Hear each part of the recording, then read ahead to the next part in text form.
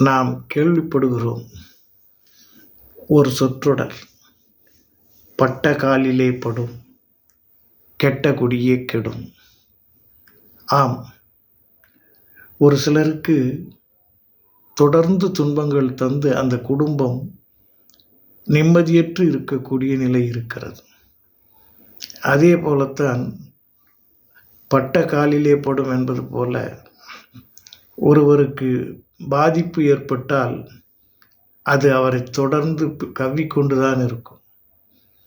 இது இயற்கையின் சூழலா, மனிதனே செய்கின்ற செயலால் ஏற்பட்ட ஒரு நிலையா? இயற்கையும் செயற்கையும் நமக்கு போராட்டத்தை தந்தாலும் படிப்பினையும் தருகிறது.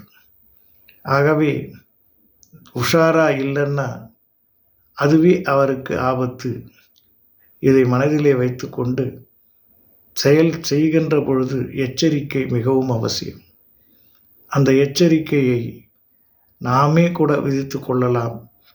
நமக்கு சுற்றி இருப்பவர்கள் சொல்கின்றவற்றிலும் அது அமையலாம். இந்த இரண்டையும் கருத்திலே கொண்டு வாழ்வோமா? எல்லாம் இன்பமயம், எப்பொழுதும் இன்பமயம்.